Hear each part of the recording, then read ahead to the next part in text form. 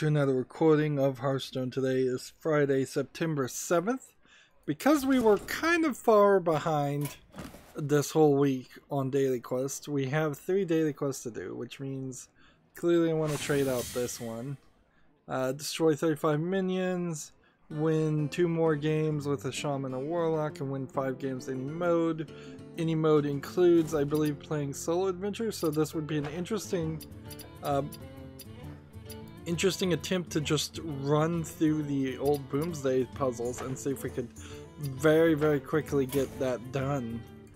Because if that counts, that's going to be super fast. As far as the Tavern Brawl, that's been done, so we don't have to really deal with that. Yeah, I guess we could try that right now, and let's just do a little bit of experimentation. So, Puzzle Lab, if I just choose Lethal here, start playing, this first set of puzzles should be incredibly easy. It's actually going to be quite ridiculous when episodes of the solutions to these puzzles air on my channel, and they're taking up an entire day's time slot. So some minions can attack right away.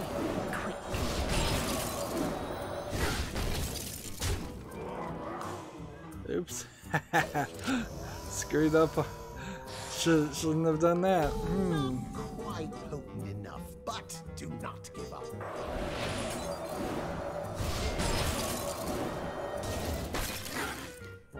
There we go. Check that one off the list. So, in that really simple solution, did I get one victory? Or has that just been eliminated as something that just doesn't count?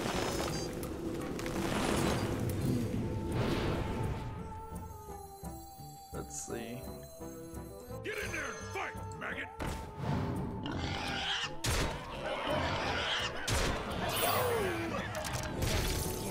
That works. So, yeah, was that 2 victories right there? Or does it not count? Or would you have to get all of them?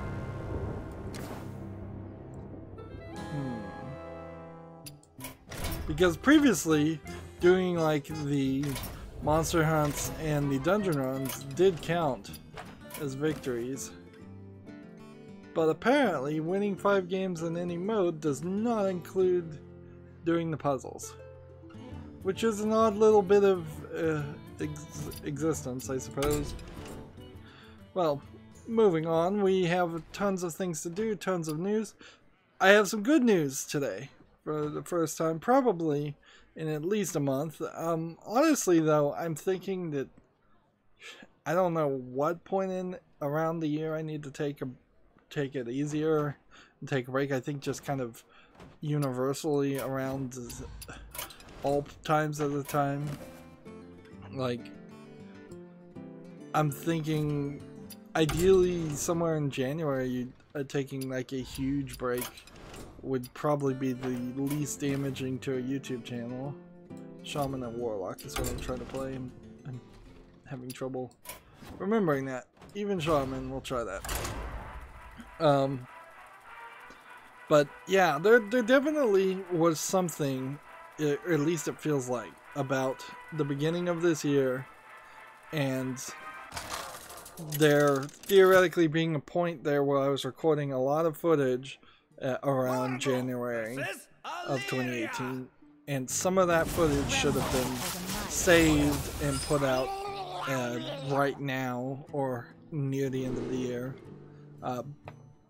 so that I could take the seasons, the holidays, like all of the between October, Halloween, and New Year's, just all of that needs to be a relaxed point, because I'm thinking just like seasonal affective disorder, you know, just I don't think I've ever really been super energetic. Yeah, school started recently, and I was thinking to myself, yeah, when I was in school, right about now was the time when I was tired of being at school and tired of dealing with the teachers, and the teachers were also tired of dealing with me. Which is weird because school really has only started for a couple of weeks.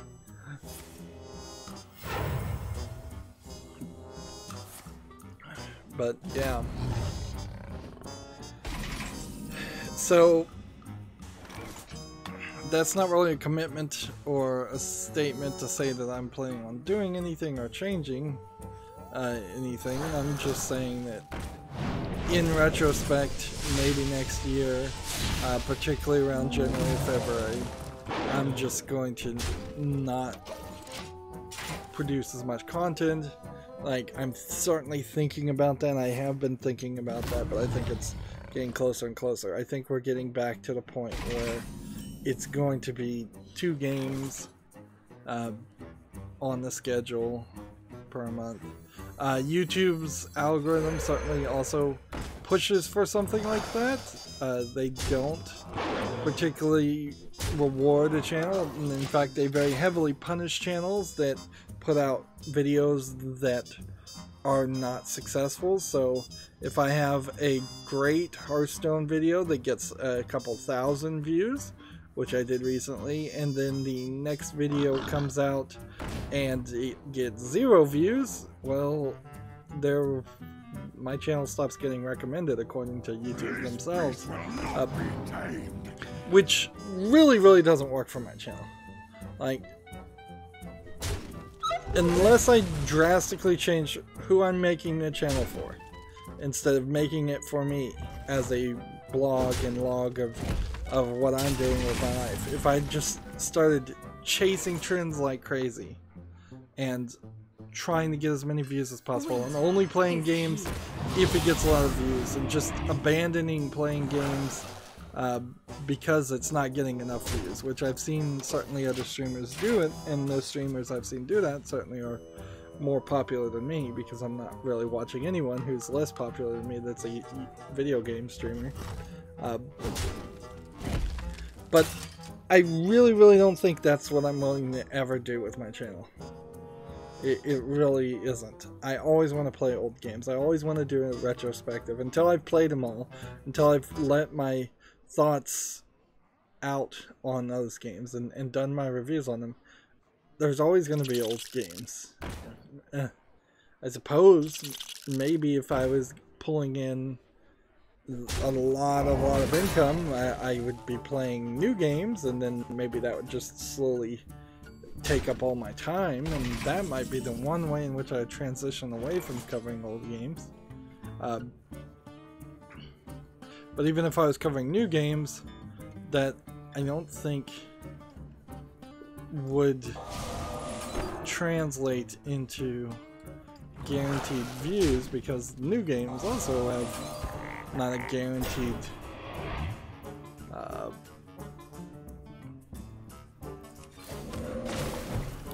they don't have a guaranteed viewership or audience base. But I said I was going to start with good news, and I didn't skip over it. I am, as far as I can tell, for the most part, fully scheduled and caught up. I put my nose to the grindstone. I really didn't like it. So much so that if my Patreon ever does start kicking off, I'm thinking $10 an hour times 40 hours a week times 4 weeks would be, let's see, $1,600. Like, if I could, I'm thinking if I'm going to make a goal on my Patreon ever, $1,600 a month would be my first goal, to hire somebody to do the scheduling and the thumbnails. Now, it would have to be somebody special, and I don't know how I'd find this person or hire them. Certainly, I'm not thinking here I'm just going to go to some website like Fiverr and get random people that I can't actually even get a hold of if they take the money and run. But also I don't know like how to do any of that. They'd have to definitely be a freelance artist. I'm not filling out any taxes or W-2s or anything like that. They'd have to pay their own taxes. I don't know how to do any of that. I don't honestly know how to be too much of a boss. Nor do I really want to be a boss and have to babysit somebody. I just want them to be like, okay, your job is to schedule videos after I upload them, get them out at the right time, and make the thumbnails and apply them to it. I might, on rare occasions, give you other jobs. Incredible! And I would ask for you to be ambitious and to this theoretical employee, I'd ask them to be ambitious and do their best to contribute or ideas or concepts.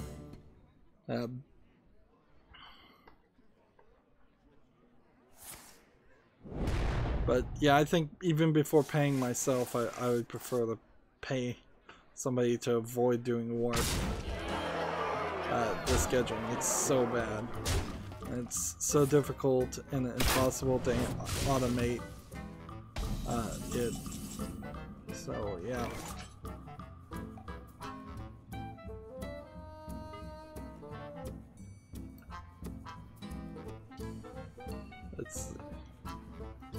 We've got a ton of news to talk about otherwise. The fact that I am, for the most part, except for the Boomsday puzzles, scheduled and ready to go, puts me in a pretty good position for October, because there was definitely a risk of that just literally not even having that out and available and having episodes coming out in October on time.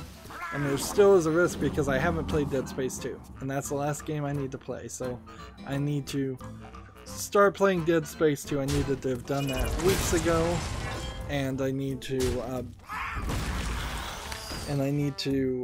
get that uploaded and get that going, which means I probably should just take a break on uploading the Boomsday puzzles, because I think I've got enough to cover October. Anyways, I guess I need to do that scheduling too. Like, the Boomsday puzzles bring back every mistake that I tried to avoid by not having specific names. When I first started my channel and I was playing Binding of Isaac and FTL, I was thinking of some funny names and weird titles for the episodes, and as I started covering more games, I realized, like, this is just not going to hold up, and this is just taking a lot of time. It's a lot easier to put out a episode that just says episode number 1. Maybe it doesn't clickbait quite as much as everything else, but honestly, the clickbait titles on these streams only help a small amount. I think the fact that these are live streams more than anything help a lot more. I suppose it is worth saying that if I was to hire a scheduler, I don't know if you'd call him a manager or what, or assistant. Like, the one thing I wouldn't want to do is change my channel and have them playing games or making different content. I don't even think if they were to like try and make those little animations you sometimes see on YouTube channels that are like from clips or audio being cut out and used for different things. Clips themselves I'd be cool with, particularly if there's actually any hope that would get more views, but I'd want them to be real clips, not something that has been made up or taken what I've said or how I've played out of context. Although doing that once or twice every now and then for a joke is perfectly fine. I'm cool with jokes, and just I wouldn't want it to be a consistent thing.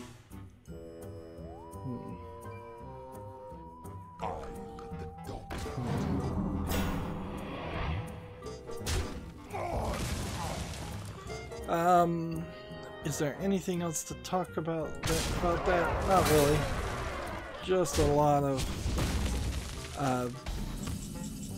put in a lot of work, but it took me way too long. Like, that's the thing about YouTube and uploading videos, is that I need a content management system is what I need, and there seems to be none that is at a price point or even really exists that makes sense. I am also approaching the point where I think January, or was it February maybe of 2019 is going to be Series 33. We've hit a point where it starts to make more sense to start breaking back the series. The idea that anybody would be able to find videos through the series system is falling apart. There's just too many of them. So it's time to start thinking, okay, series 1, 2, 3, and 4, they need to all be merged together, and they need to be called like the fall, spring, winter, summer of whatever year. Like, I need to move it from being about a month for a series down to being about a season. Eventually it's going to get down to the point where it's just, these are all the games that came out in 2017 that I covered. Well, that's a pretty powerful character. I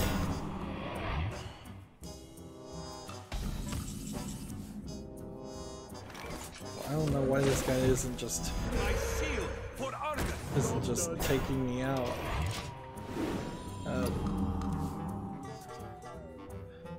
But part of the problem with YouTube also is that they don't give me a lot of options to do anything new or different. So if I was to try to make more playlists or different ways to see things, I don't know how to do that. Oh man, I just realized that all the things I scheduled I didn't put into episode 1s. I need to go back and just list every single episode number 1 that I have and put it in a playlist, back into that playlist, and try my best there to maintain that, because that is the latest playlist that I've designed that makes any sense. It's just like, here's episode 1s, look at this will get you to the point where you could see if you like any more of them. And that wouldn't be too long of a playlist to skip through.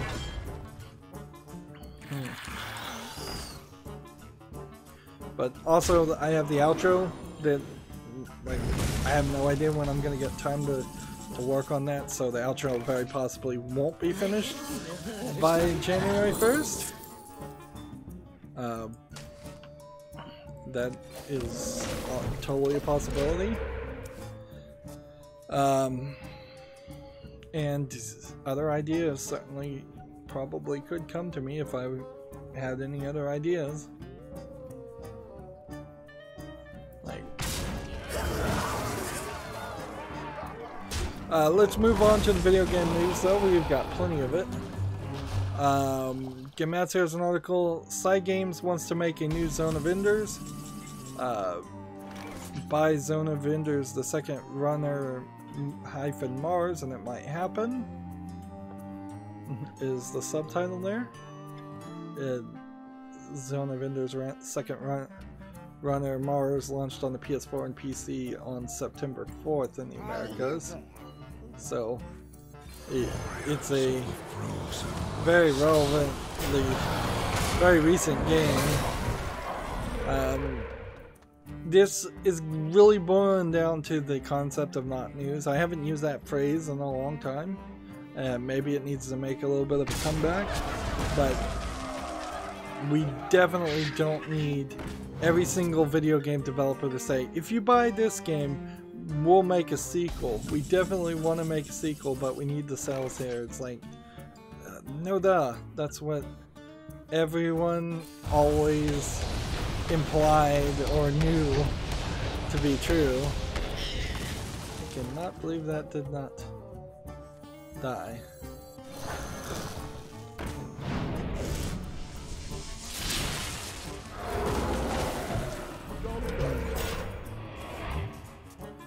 I suppose this is the biggest news to talk about right now. Steam updated on its blog on September 5th, and I imagine some of this must have been in response to things that happened or were asked, or things that were talked about in the background of PAX West. They list this progress update is what it's listed as. I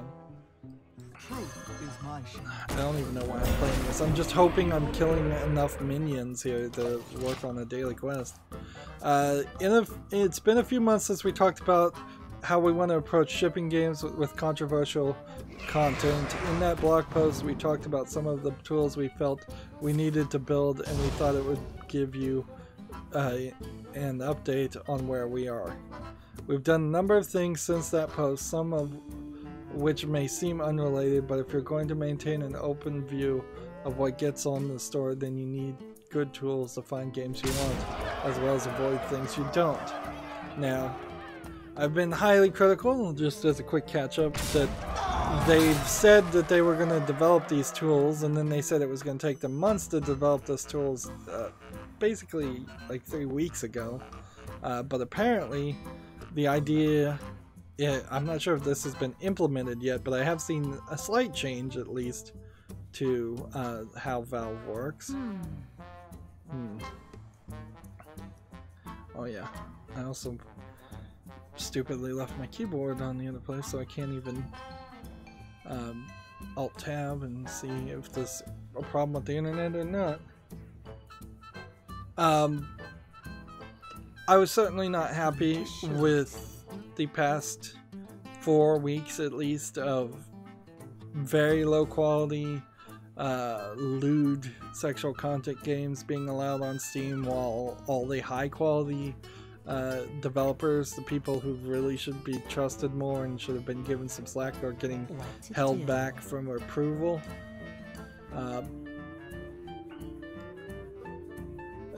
But it seems like they're at least pretending like they're working on it and making progress. The next paragraph starts, the first set of changes focused on improving how you can find new games. We've added developer and publisher homepages so you can easily get from a game you love to others made by the same creators. That is actually not a great update. That's been around for a while, and let's just see what's happening here. Seems like Hearthstone is straight up crashing. Let's see, let's look at my internet speed. I think I'm just having bad internet today, so apologies for that, but I'm not gonna stop the stream if I can avoid it or do anything like that. It's really slow though, so I may get forced into doing that anyways. And Hearthstone doesn't even really want to load, so I'm gonna close it completely and launch it again and see if it just has trouble logging in. Not seeing anything on the chat. So yeah, the developer and publisher pages as they stand make it more difficult to look at games based on their ratings. So it devalues trying to see if a developer... it's making it a lot harder for 14 minions for a developer for me to say, is this developer a developer that makes a bunch of garbage games, or is this developer a developer who's made some pretty good games? And the idea of having loyalty or love for developers or publishers is not a good idea ever, and the idea of versus Rexa. allowing them to kind of hide their bad games and highlight their good games is definitely in an effort to push more people to buy more games, which is what Valve's interest is. They also say we've significantly reworked how the upcoming game list functions, so they're much better at showing you upcoming games you might be interested in, or upcoming extra content for a game you've been playing a bunch. Again, I would say, as somebody who doesn't really use the upcoming games list and uses what's on Steam's Twitter feed instead, just to look at everything, I'm not sure if I care too much, but also it's totally and obviously a scenario where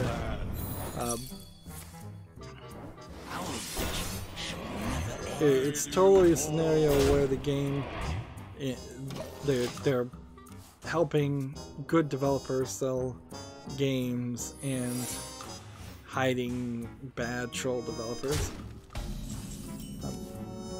Second set of changes was focused on improving how you can ignore things you're not interested in. In the past, you've been able to ignore individual games or product types like VR early access and you didn't want to see again. Let's see. I wonder. Let's play this. And then play this. Get rid of this. Job's done. Darn it. You gotta play differently with the Hunter, because they always got that explosive trap. But now you've added ways to also ignore individual developers, publishers, and curators. So in theory, like if I was going to start ignoring the troll developers on Steam, I could do that. But I don't know if I really want to commit to that yet. And frankly, it really wouldn't change the experience too much, because the vast majority of developers that put out low-effort games on Steam put them out under different names anyways. And there's a part in this blog, which I skimmed over before, that talks about that. How the straight-up trolling developers, as they describe them, is simply a remarkably small number of actual people going under several different identities. It says, next paragraph, we've also improved the game tag filters on your account preferences. Previously, it was a list of 3 game tags you wanted to see less of. We've now increased the number of tags to 10 and made them enter a harder filter. In short, the store now assumes you want to ignore all games that feature any of those tags in their most popular tags instead of just using them as a suggestion in our recommendation engine. So it is possible at this level that existing things you may have tagged are now going to not show up. Another thing also is if you we'll talk about it in a second, but they are going to start blurring mature content if you have it disabled on your account, but it may still show up on the home page if they literally just can't find anything else to recommend you.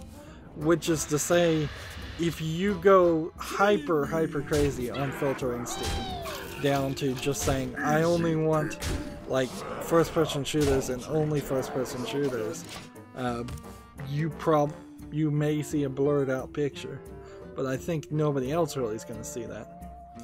Next paragraph says, we did our best to ensure that you can safely ignore sources of games in the store but still find them if you look directly in the search tool. If a game that we think you're searching is hidden due to your mature content settings, we'll identify that and let you know in a safe way. For example, if you have the preferences set to hide mature games, with violence, but search for The Witcher 3, you'll see this. And it shows a picture. 7 titles, including The Witcher 3 Wild Hunt, have been excluded based on your preferences.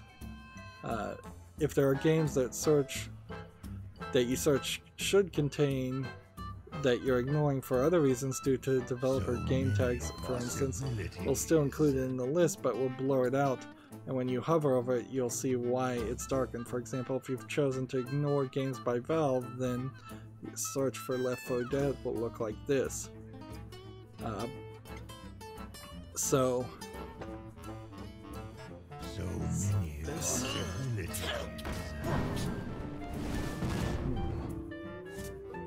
This.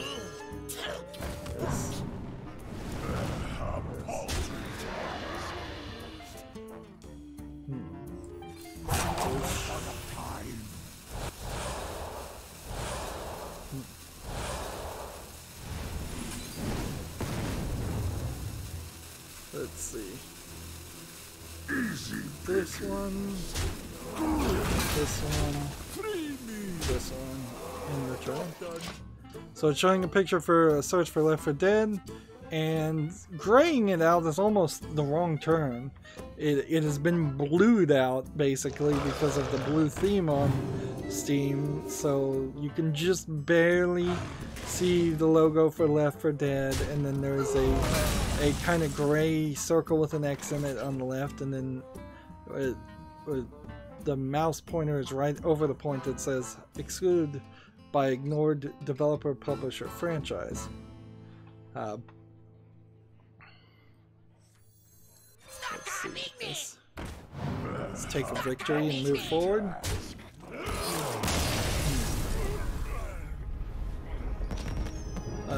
I'll also say because of the internet problems, the chat might be messed up down here or just on my phone, so if somebody is chatting and I don't see it and don't respond, apologies for that.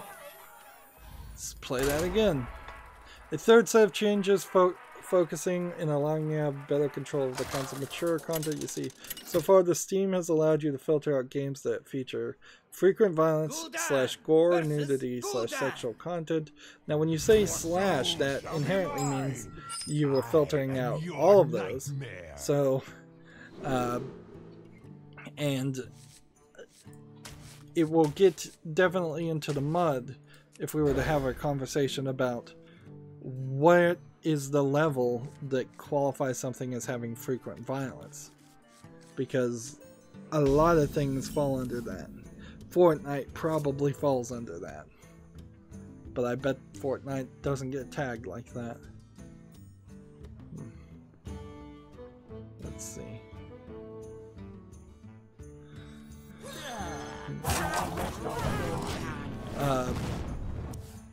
After looking at the mature content and submissions we're receiving, and that's some games that are already in the store, we've added 2 more options. The first is a general mature content filter. We often see developers who tell us their game contains mature content but no sex or violence, and you can now filter those games out if you wish.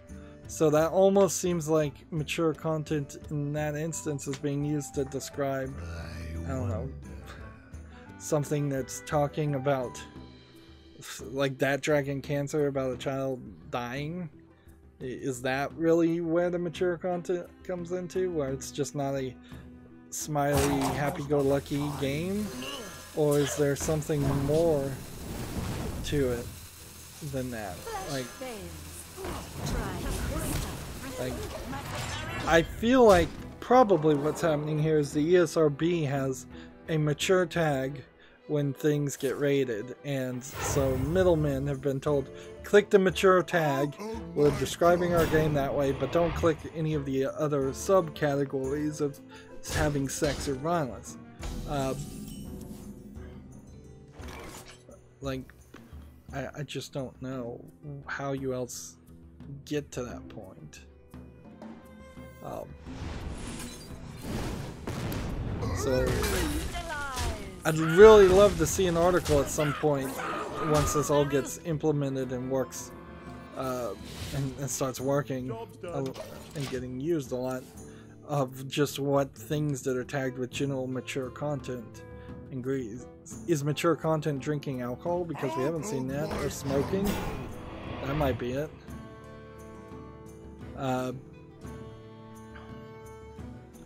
Or is mature content just suggestive dialogue but no actual physical sex? I guess that might be it too.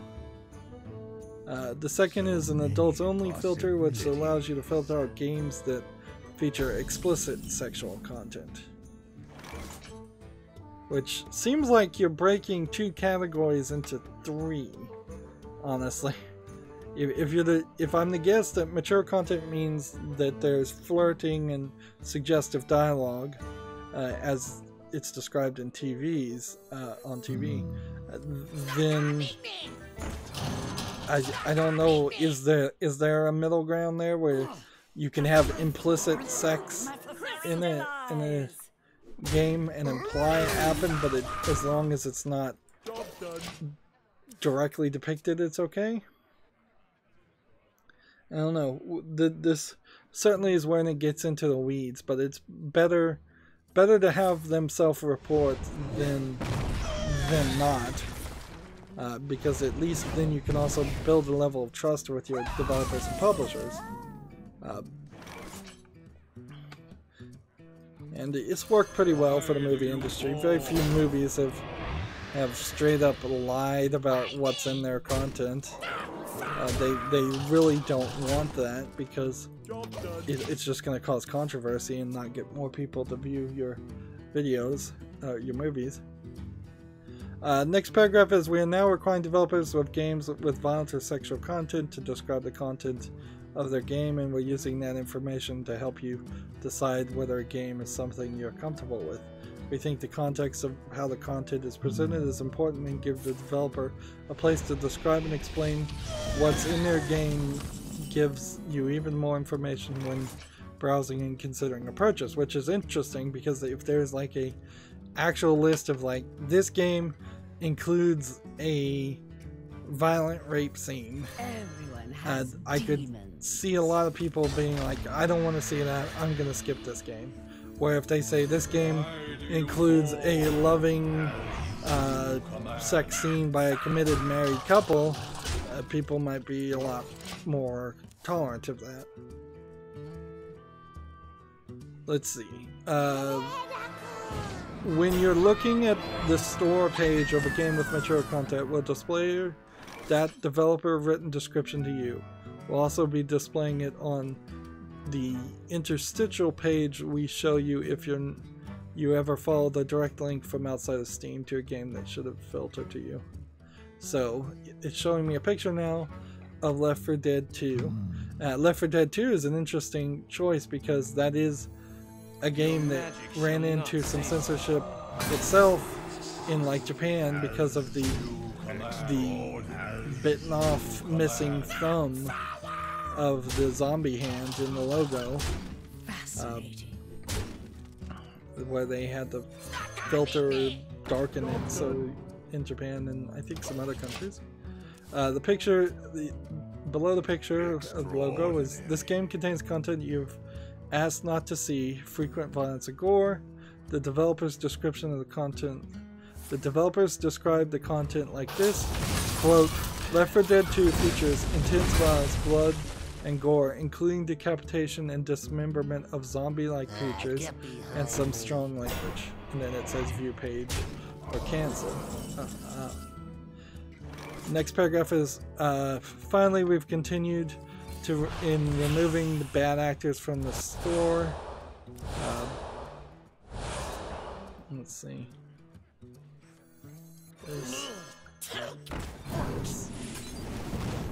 This.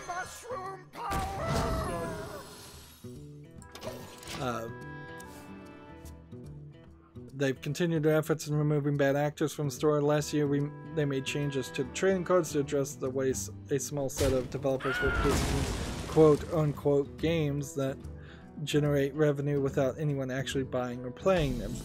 Recently, we've made more changes, and this is just underlined to address other ways. I think I'll just open that link. Bad actors were continuing to do it. We've also permanently banned several developers or games that we felt fit the quote straight up trolling unquote description of games we're not going to allow onto the store. There's actually a surprisingly small number of individuals behind almost all of these games, and their bans have been a straightforward series of decisions thus far. Straightforward, I guess, meaning that there really has not been anyone in Valve's employee base that disagreed or wanted to defend them, which doesn't really mean anything. You can read more about the shorthand of straight up trolling in the process of making those decisions in the Q&A below. With these set of changes, we hope that you have a better sense of how we're approaching building a store that works for all developers and players. There's still plenty of work to do. In our previous post, we identified a range of things from parental controls to tools for developers to manage their communities.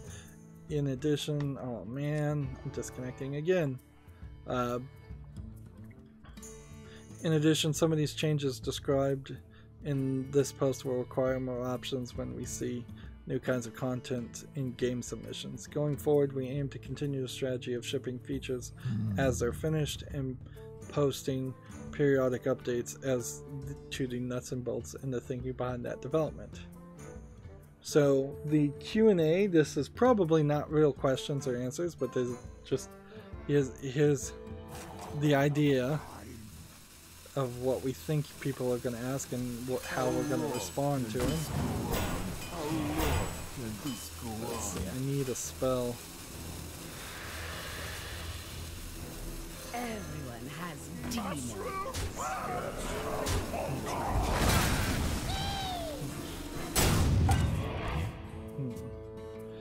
First question, what about games that are already in the store that include mature content? Answer, every developer will be encouraged to update their game with the customer-facing descriptions outlined above, but in most cases, Valve moderators will go, I guess this should be, will be going back through the catalog and making sure games are complying with the new requirements.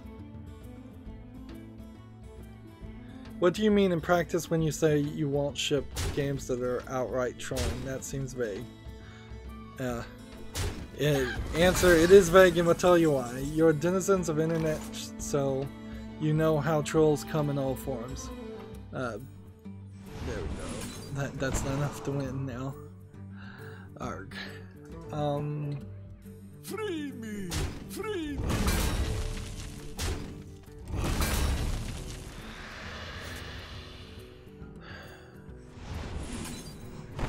I can't do that.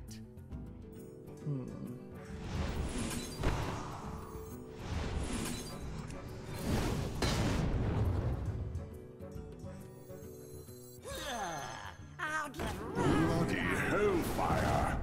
Just keep on Fascinating. playing and see if I can kill some minions. On Steam, some are simply trying to rile people up with some we call a game-shaped object. It's i.e. a crudely made piece of software that technically and just barely passes our bar as a functioning video game, but is what 99.9% of folks would say is good, but isn't what 99.9% of players would say is good.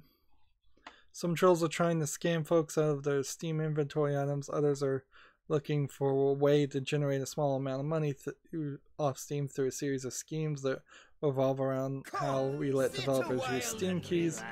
Others are just trying to incite or sow discord. Trolls are figuring out new ways to be loathsome as we write this. But the thing these folks have in common is that they aren't actually interested in good faith efforts to make and sell games to you or anyone. When a developer's motivations aren't that, they're probably a troll. Which, okay, I think that's a fair enough description. I guess we could, instead of playing Painwalk again, we could try the Murlocs. I should play the Murlocs early before I make it to rank 20. Next paragraph says, our review of something that may be a troll game is a deep assessment that actually begins with the developer. We investigate who the developer is, what they've done in the past, their behavior on Steam as a developer, as a customer, their banking information, developers they associate with, and more. I don't like the idea of developers they associate with. That doesn't sound fair. All to this is done to ask the question, who are we partnering with and why do they want to sell game? We get as much context around the creation and creator of the game, then make an assessment.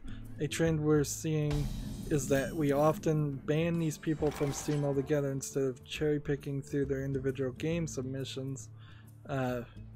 In the words of someone I heard in the office, it really does seem like bad games are made by bad people.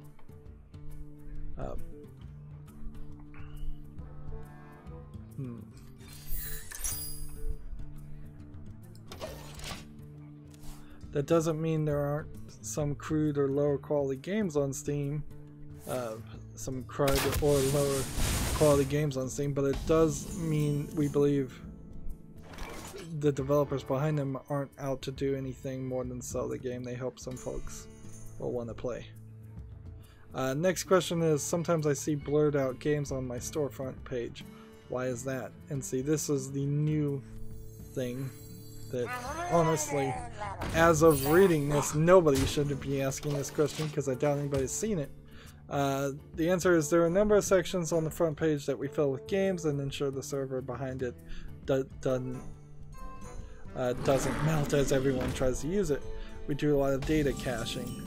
This works great for data sets that we can easily pre-compute, so if there's a game you shouldn't see due to your mature content filters, you'll never see it on the front page. But if you've chosen to do some more personal filtering of particular developers or specific games, we can't do that pre-computation as easily, which I guess inherently means you are not the only person who is seeing your front page, that they are specifically categorizing people and giving groups of people the same front page, which is, I suppose, not super surprising.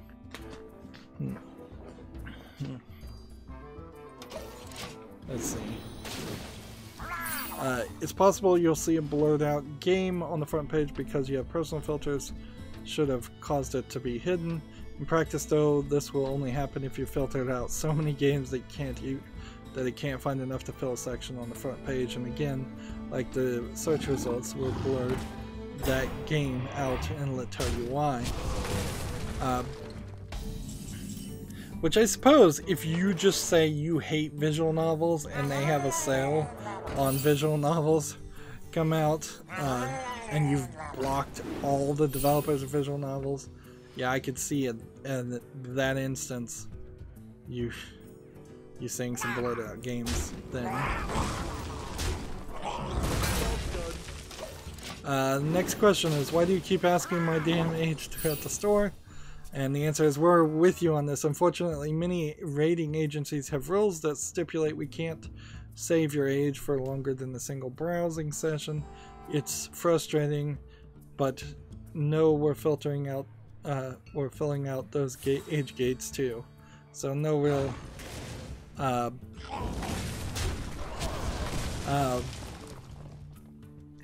there's clearly got to be a better system. Like,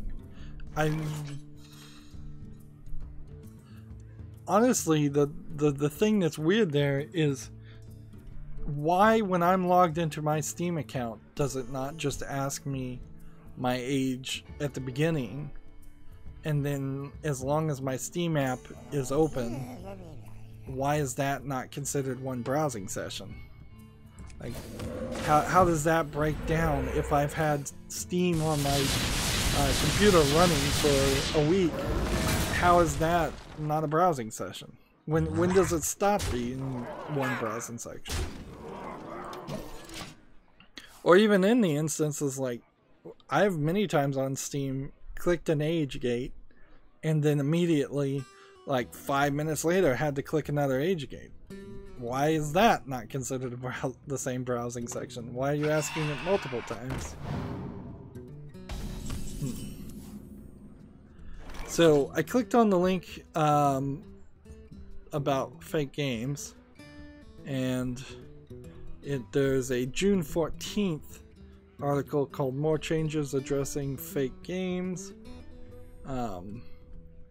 which I think we've already talked about. It's talking about a limit of 100 achievements, which it seems like that limit may have even been lowered.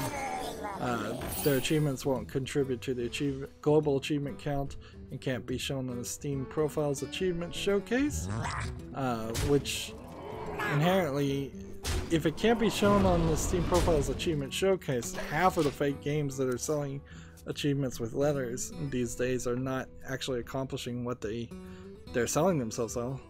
They won't account to your game's library count. It can't be shown on the Steam's Profile Games Collector Showcase, and they won't be eligible for coupons. So yeah, that's old stuff, so we don't really need to cover that. Generally speaking, it's nice to see Valve do anything. Maybe this is in part an effort to get their house clean before Artifact comes out. There is still, I guess, a lot of question about whether I want to play Artifact or whether anybody wants to play Artifact. So getting rid of any other issues and getting business done sounds like a good move to me. I'm just gonna ride the victories, I suppose. So yeah, Valve allegedly has some other games in development besides Artifact 2, so as soon as Artifact comes out, there is probably going to start to be some more announcements and efforts to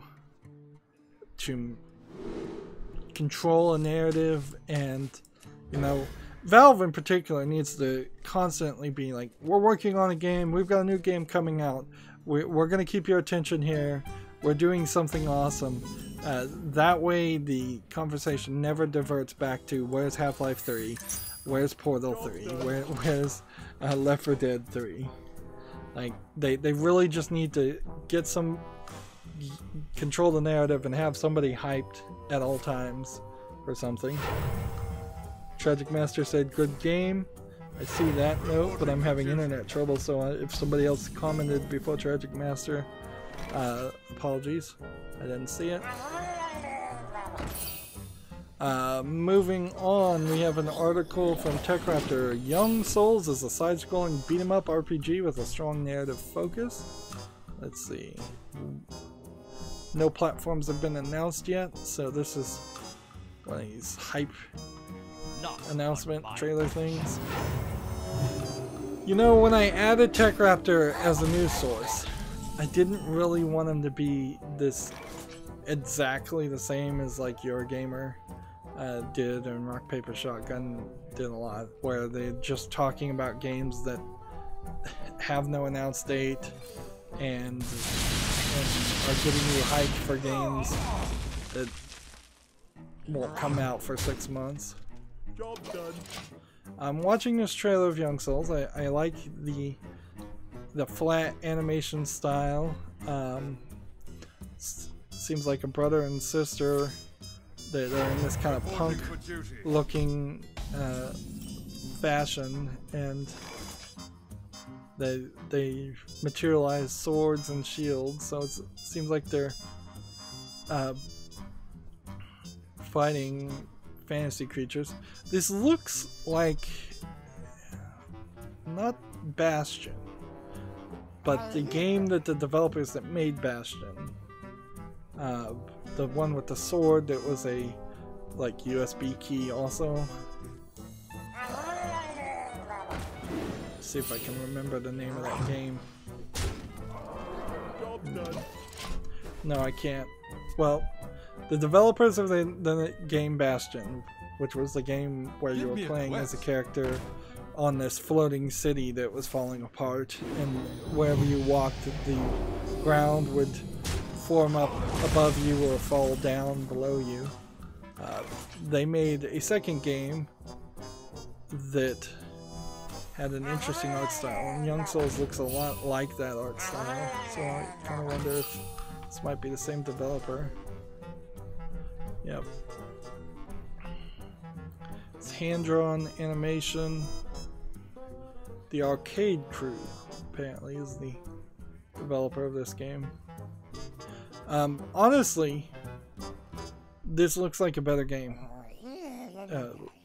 than what the sequel, the next game in that, from the developer of Bastion. I wish I could remember the name. Like, the idea, the game doesn't look too bad, but also Young Souls has, we're gonna get so many announcements and bits of information about it. It's literally just back to that not news idea that I guess I need to bring back into it. Like, and that would be an interesting poll, certainly if I had more people who commented. It's like, which do you want me ranting more about? The not news stuff or the crazy SJW stuff that's been happening for like 3 months straight, and I'm tired of talking about. Let's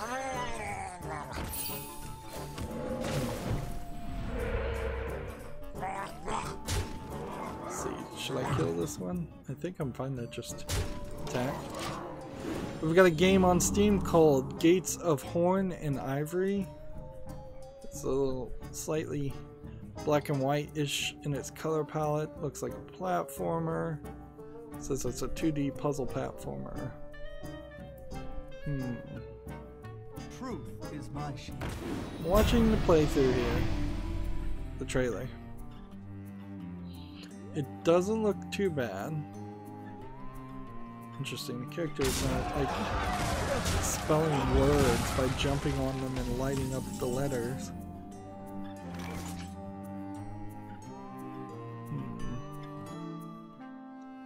Doesn't seem like there's any enemies in this one.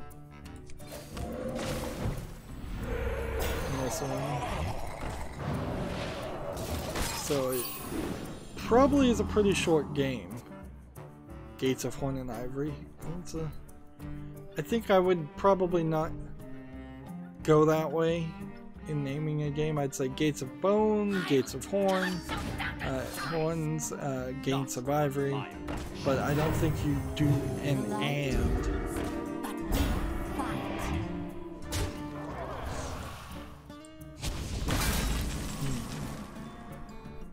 Let's see, this game has 20 achievements. It's 30% off for $10.49. It says 3 to 8 hours of main gameplay depending on the ending. 180 rooms to discover if hand-created 4K resolution. I don't see anything bad enough about this game to justify not putting it on the wish list and at least taking a look and seeing if this could be one to play. Let's see. I can hit that. I can hit that, but that won't do anything. Let's see. Next we have a article on Eurogamer Q&A. Which game should be unrebooted? Which I assume this is questions to its own staff. I've seen articles like this before. It's just like, so this is just an opinion piece or a poll you ran between your employees because you have nothing better to do. They say Tomb Raider, which I don't know if Tomb Raider should have never existed as the reboot. I kind of think it should have, but I think also there is a potential way here in which you could have had the original series continue and the reboot continue. Or had the original game or the reboot of the game feel more like the original series. But Tomb Raider is recommended by Paul Watson, their social media manager. Metal Gear Solid 5 is recommended by Matt Reynolds. At what point did Metal Gear really get rebooted though? Isn't it a straight continuation? Resident Evil 4 is getting recommended apparently by nobody. Let's see.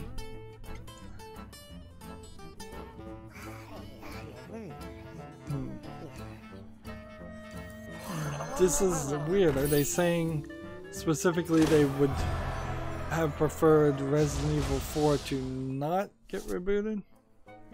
Or that it should be unrebooted after Resident Evil 5?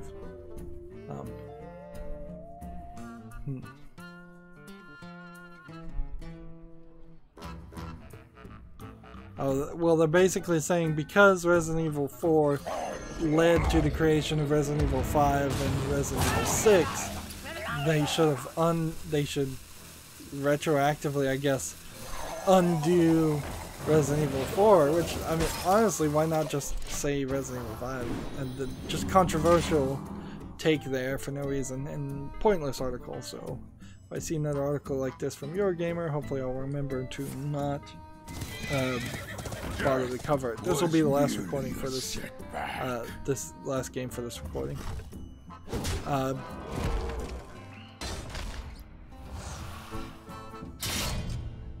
We don't need to talk about Valve's new changes, and I think I opened a ton of articles about it, so I'll skip those.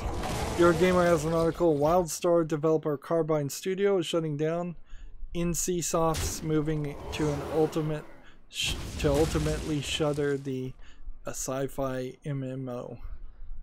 So NCSoft has confirmed that they're shutting down WildStar developer Carbine Studios, and that support for the sci-fi MMO will come to an end.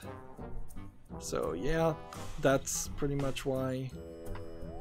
Even when MMOs were brand new, I managed to avoid them enough to realize, and avoid them long enough to realize, like, this is just, you're gonna invest a lot of effort and love into a game, and then it's gonna get shut down on you, and you're gonna feel very bad about that.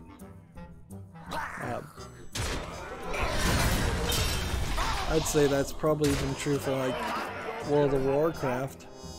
Eventually World of Warcraft will probably get shut down, and people who put thousands and thousands of hours into it will be disappointed. Azeroth will be purified.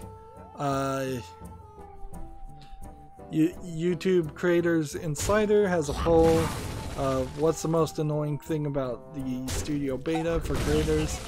I was going to answer that poll later and go, hey, you're not really adding any new features. It's not really any better than what currently exists. GameMaster has an article: Sega Aegis: Space Harrier has been announced for the Switch. So the way this looks like it's being announced is kind of weird, because Space Harrier is just an old arcade game that was, I think, ported to the Sega Genesis, a Sega CD maybe. So you're not really running into a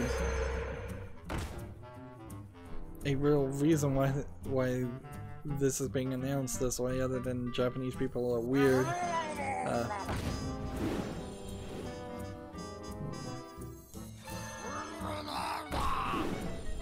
Let's see. Just gonna take this.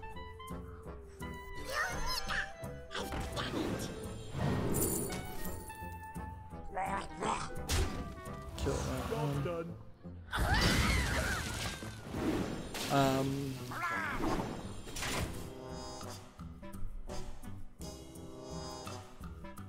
Space Harrier is just an old game being ported, coming to the Switch. It's kind of weird.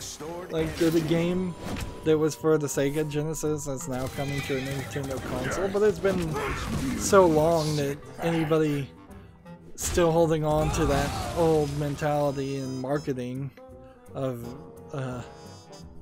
Sega versus Nintendo is you're pathetically out of date and stuck in the past at that point.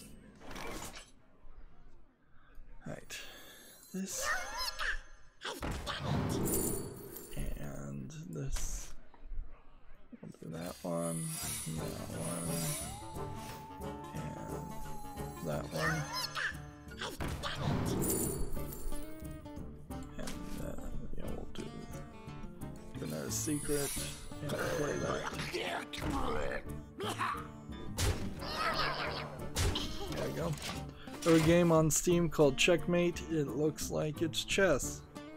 Like a single screen Unity game. It doesn't look too bad for chess, but it's single player only, and it's really just a single screen Unity thing.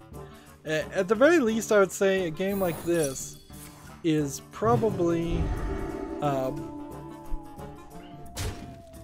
a better first year student's project in video game programming than the standard horribly animated platformer that we often see get released on Steam.